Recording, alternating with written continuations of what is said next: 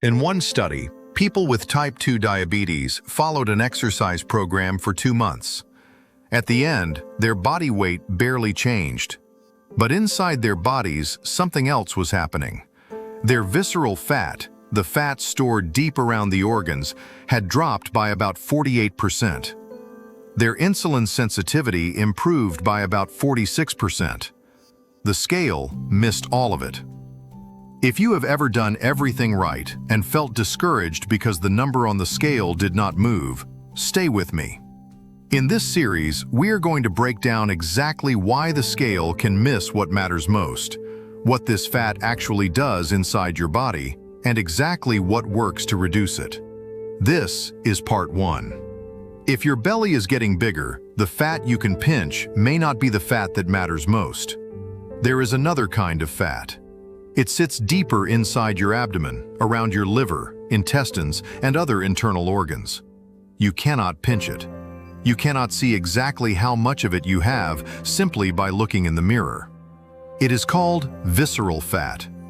Research has linked excess visceral fat with insulin resistance, type 2 diabetes, fatty liver disease, and cardiovascular disease. Here is the encouraging part. Research shows that visceral fat can respond meaningfully to changes in exercise, food, sleep, and overall lifestyle.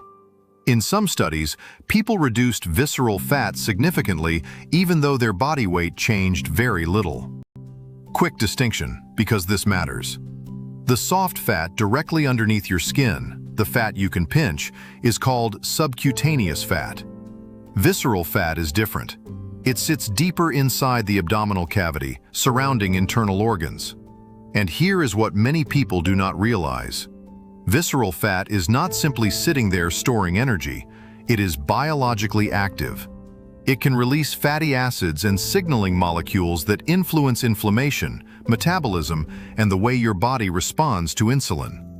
This is why organizations such as the American Heart Association have pointed out that waist circumference and abdominal fat can provide additional information about cardiovascular risk beyond body mass index alone.